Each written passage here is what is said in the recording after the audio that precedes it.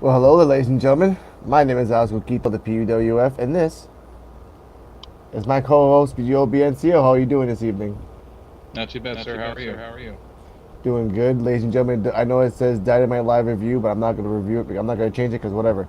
This is Rampage, and we start off trios finale with Dark Order versus Best Friends. I'm just going to say highlights. Um, Nice Uriahara moonsault by Hangman. Everyone was getting their stuff in, which I did like. I did like the comedy that every time they were trying to go Orange Cassidy would try to go Hangman, John Silver would jump in to protect them. Like no, no. Everyone was laughing at that. I liked the dead eye that he did to Orange Cassidy. I did like the orange punch he did to Hangman. The back and forth, the spears to Alex Reynolds, the buckshot they did to them. I know what the move is now when Trent and Chucky T grab the person and then Orange Cassidy jumps on top of them. It's called the anthill. It's a Chikara move back in wrestling in Mexico, so that was pretty cool. Nice, nice. Yeah, I didn't know that. I was like, I had to look in the comments of random things. I'm like, okay, that's what it's called. They used to do that back in the day. But in the Unfortunately, I end, did not watch yes, Rampage because I was spending time with my daughter. it's of course family comes first. I'll give you a play-by-play.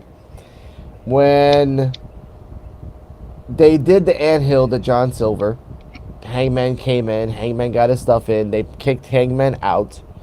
When they were distracted, because when I realized the finish with the match was that whether we're beating up Hangman, I was telling myself, Hangman is not the legal man.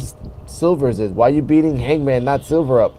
And then when I finished that sentence out of my mouth, Silver came under it on Chucky T for the roll up for the 1-2-3, snuck it in. So they're going to the championships at All Out. So that was a good match. As I predicted. As you did, of course. That was a really good. Really good thing back and forth.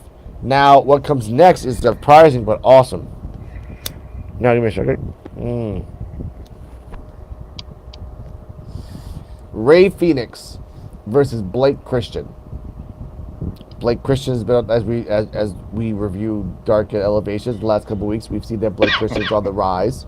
He lost to Roosh on Tuesday, but he won last week before that, and now he's fighting Ray on Friday because they see potential in him, like I do, like He you had a do hell too. of a match against Roosh, though.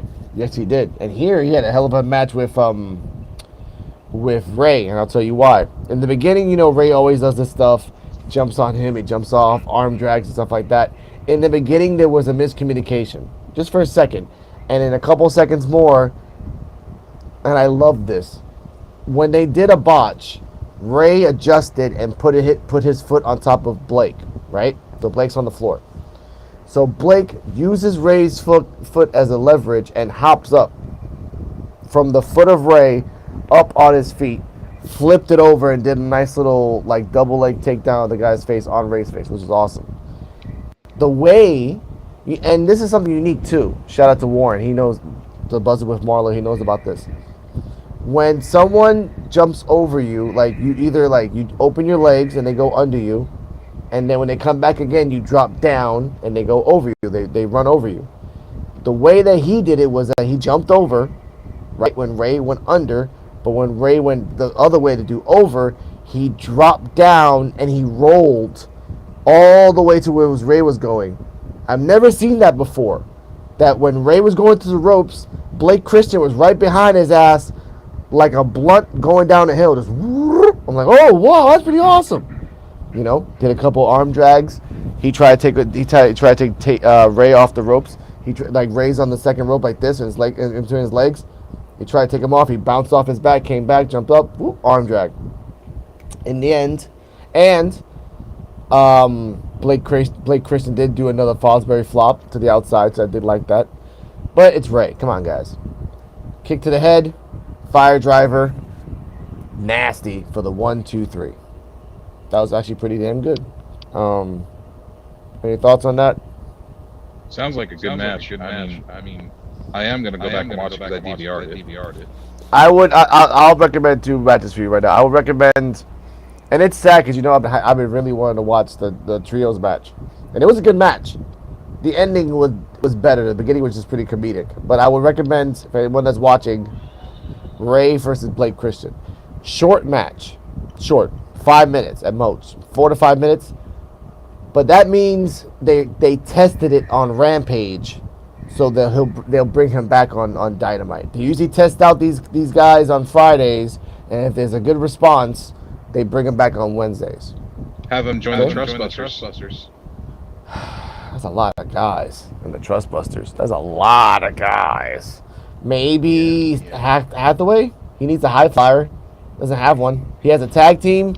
He has a powerhouse. He has a female. Like I said, he needs a high flyer. And Blake Christian is that high flyer, in a sense. Isn't Slim J a high flyer though? Slim J's with the Trustbusters. I'm talking about Stokely Hathaway. Oh. I thought he was going to get Dante Martin, to be honest. But he's getting new people. He's getting like people that no one expects to grow, but will grow under his leadership. He got Jade. Jade didn't expect him to grow, and Jade hasn't really grown with Hathaway. Hathaway's just there. Like, I just want to see Jade. I'll talk about this in a second, because there's a promo with Jade, too. Okay, Next up, Hook with the woman, the reporter in the back. She tells Hook, Ange is trying to look for you and everything like that. The match has been official on Sunday. Then Cool Hand Ange and Matt come out of nowhere. Oh, you've been ducking and diving. I've been trying to find you. So, this is pretty fucking funny. By the way, ladies and gentlemen, starting Tuesday, Mr. Kane's social and Mr. Joe BNCO's social will be down below on the bottom thing right now. I've been watching wrestling and getting drunk, so I forgot about that. Now, I wanted to put that out there.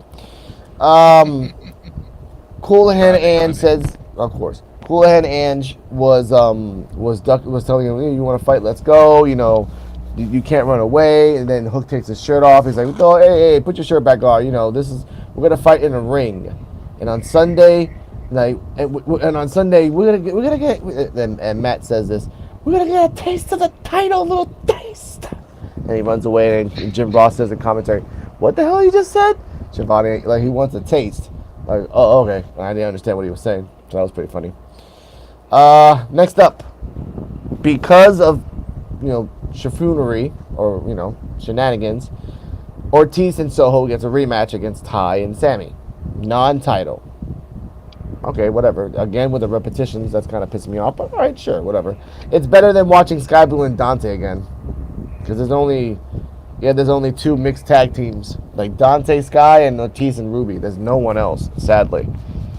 So, good match, back and forth. Ortiz and Ruby take advantage in the beginning. During commercial, they slam Ruby's arm in between the stairs, like last time. Back and forth kissing during commercial break. And when they come back, Ortiz is doing the cat pose that Ross does not like, which I remember. And in the end, Ortiz distracts Sammy enough so that Ty can get it. I think it was at the end that I think Ortiz took it, or Ty, or no, yes. Ruby with the roll up, which I didn't like, a second roll up for the 1, 2, 3, and stole the win against Ty and Sammy. Now, which puts them in contention for another match, which they announced at All Out. For the buy-in. For the buy-in, not for the main. Another buy-in match? Four, dude. How long is the fucking buy-in, dude? 1 hour. That's it. 7, 8. That's it. Because the hook and the hook and Ange. Well, we'll talk about that then. But remember that. Okay. Next up, Jade promo. Now Jade is apparently with Layla Gray, because I thought she threw that trash out, but apparently, which in her own words, but apparently she's still with Layla Gray and Kira Hogan. No Stokely Hathaway, by the way. No Stokely. They're having a sit-down interview with Mark Henry in the middle with Athena. Athena is, I'm going to paraphrase here, but Athena is using the Hangman promo saying that we, the women in the back, are sick and tired of your streak. I'm not going to be number 37, and I'm going to beat you. I'm sick of your streak. That's it. And Jade says, I'm that bitch, and yada, yada, yada. I wasn't really important or involved because it wasn't that great. Thoughts on Jade versus Athena? Well, no, wait. We'll talk about that at the end. I want to get the predictions. There will be a prediction show tomorrow, Joe, if you're interested. I don't have to do Midnight Vibes. I'm actually on a nice little hiatus, and I got to talk about all this stuff. So anyone that's watching, if you want to come by on the prediction show on Saturday, leave a comment down below. Punk post Chicago promo. I did like that someone put a meme that they said that the way that Chicago gives Punk his power is that they sacrifice a baby. So that's why he was in the crowd yesterday. They're like, oh, they're sacrificing a baby for his power. Oh, but either way, it was pretty back and forth, stuff like that. It was a good promo. Acclaimed and Swerve in Our Glory. Now, this is a special promo I like. Now, they claimed, once again, loving stats, bringing up the stats that they're the most decorated tag team in the market. Why am I talking? Give me a second. Jesus Christ. The most decorated tag team in the market. They're doing the best they can at what they can do, and they deserve the tag team belts, right? I'm thinking I'm again a little drunk thinking that my damn thing's connected. Fix it right now. Is your chicken drunk? Did he fall off your microphone? Somewhere under the freaking couch tomorrow. All right, we're back. Okay. Now, again, the claim they're saying about that they're the most prolific tag team, the most decorated tag team, and why they deserve to be acclaimed. And Bowens called Swerve and Keith Lee Timon and Puma looking ass. So that kind of pissed off. That kind of pissed off Keith Lee. He's like, look, we're made of rock, we're made of stone, we're made of granite. Swerve in Our Glory is like, okay, fine, you've been decorated, all that stuff, great, all that things, but you never won the freaking belt. You've been here for two years, doing your things. Every time you try to get to the top, Bowens gets broken. He breaks down every single time, so you've never gone to the top. So if you want to really say that you're the best, beat us on Sunday. Which, again, I think that was the catalyst for the Acclaim to win, because you bring up the stats. They're the best team there is, the most decorated in the sense of numbers, not in title wins, but they've always fought the belts over and over again. They're kind of like the Enzo and Cass of AEW. Like, you always expect them to win the title, but they never won the title. But if we expect the strategy, which we'll talk about on Saturday, we'll talk about that. Now, Wardlow and FTR promo. FTR comes out, Wardlow comes out, they go to the ring, everyone's cheering. FTR is getting emotional. He says, I know you guys have heard this 1,000 times, but, at one point I wasn't happy with myself. Up until 2002, other than outside my circle, I didn't think no one really loved me. All these journalists, he did bring up journalists, all these journalists giving like their opinion and all that stuff. But around 2022, I heard you guys really did love us. And I know there's going to be haters, and then he bring up the journalist things and all that stuff, but there's 3 things in life that you should always respect. And he was going to say those 3 things, but, Satnam Singh and everyone else came out.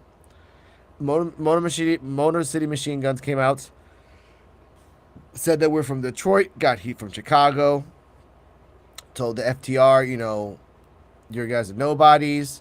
He told Dax, what are you going to do now? You're going to come out the ring like an 8-year-old boy, which apparently triggered Dax, and which Satnam Singh said, the one that's talking with the pencil, is Sanjay saying, Sanjay Dutt, I keep saying, because Sanjay Dutt is saying, oh, I know you're going to say those 3 things, life, women, and family.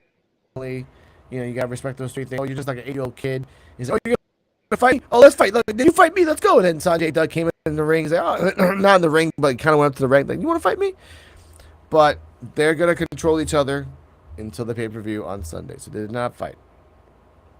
Now, commercial time for the side by side with the main event.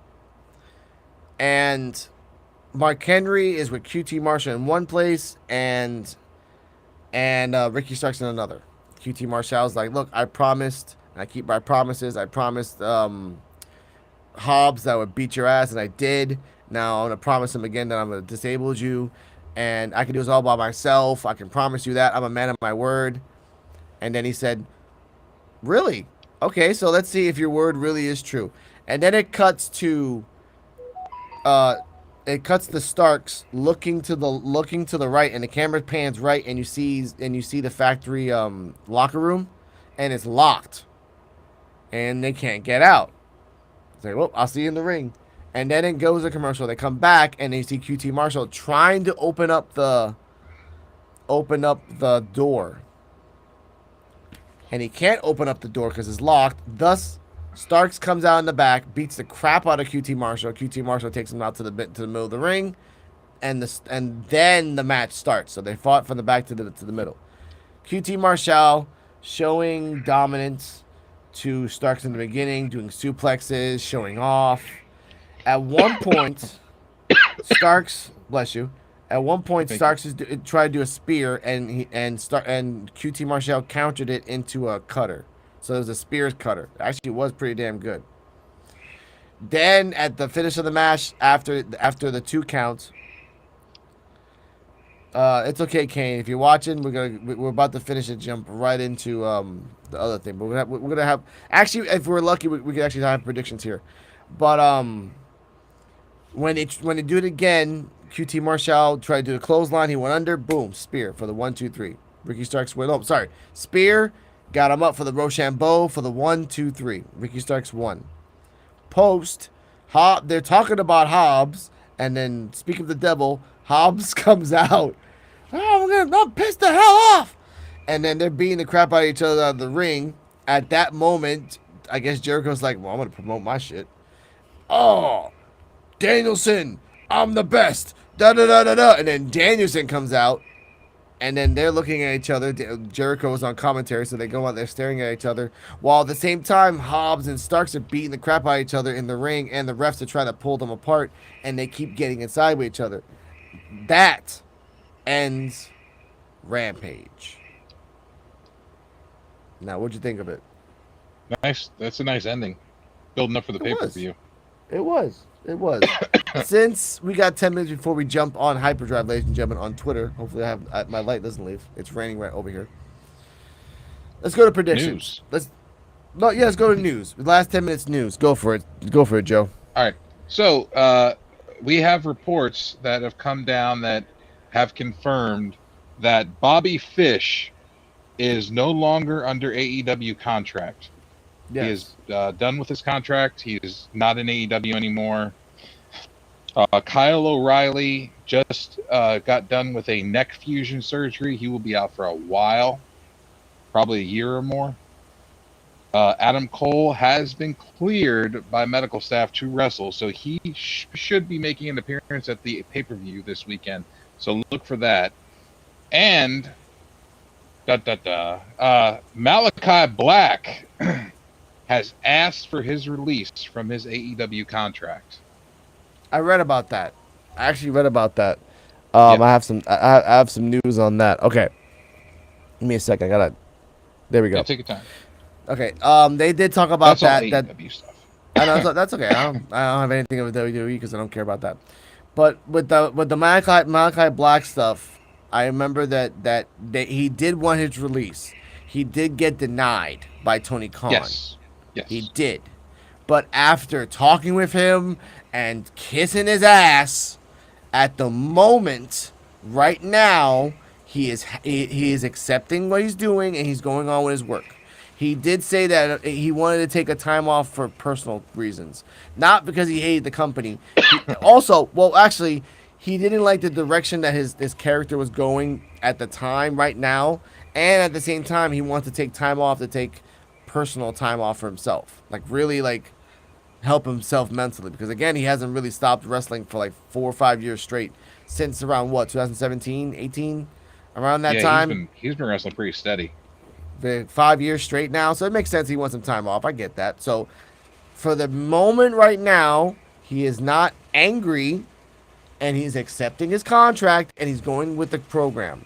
It would make sense if they want to write him off, and Tony Khan's like, look, just stay there for a little bit longer, and then we'll just write you off, and then you can take a vacation like Miro did for like 5-6 months, and really just 5-6 months, 7 months, and if you want, really assess yourself, and if you want to leave, and then at least play for the team, and then take the L and then leave. Like most wrestlers should. If you're gonna retire, put someone over. So Have if you're gonna Miro leave, beat him. yeah, Have Miro beat him, and then when Black comes back, have Sting somehow get involved with his loss. Like have Sting like facing him down, and then Miro gets the big hit with the 1-2-3. That way, when he yeah. comes back, they can build for a Malachi Sting match. Or even better, even better. The House of Black betrays Malachi and joins Sting when Sting betrays Darby and Miro. You could do that too. Yeah, because then Malachi wants time off and they need a leader. Just let Sting be the leader. He's done crazy before, so it's not the hardest thing in the world. Another rumor is that Yes. Paige from WWE, I forgot, Saray, Yeah, will be Saraya something. Yeah, will be at All Out supposedly. She'll That's be making a special appearance, and supposedly, I'm not 100%, but no, of course. she's been under AEW contract now for at least 2 months, 3 months. Probably like settling herself in, which is fine. I think they were saving her for the pay-per-view. Yeah, that's fine. Do that. Like no one's expecting her to pop out. No one's expecting her to wrestle. No. So she can be the surprise, not surprise, but like, yeah, the surprise after the 4-way. You don't Tony Khan, don't you put her against fucking whoever beats Jade. No, you put her. She's championship material. Well, actually, wait a minute. But we're talking on Saturday. We're talking about that on Saturday. Any more news? Not in the AEW world. I don't believe so. No. Go for it. Anything else? Well, on the WWE side, I know that Braun Strowman is expected to be at Monday Night Raw this upcoming week, and possibly they said Bray Wyatt might be popping up on SmackDown or at the pay-per-view this weekend. Yeah. If Roman fights, is Roman fighting on the pay-per-view this weekend? Yeah, he's fighting Drew McIntyre for the belt. Then I guess right after it, like the only way to bring Bray Wyatt back is to finish the storyline that you started, which Triple H knows. He goes after Roman, and he won but you. That's it. You can continue that, and Bray just comes back and that's the problem. Roman wants a break too, so yeah, give it back to the Fiend. Give it back to Bray. But then how is Bray coming back? Bray coming back as the Fiend. Bray coming back as Mr. Rogers. Bray. Miss Bray. No, he said he's going to do the split personality. True, but I don't want that because he was doing that during creative when they were pissing him off.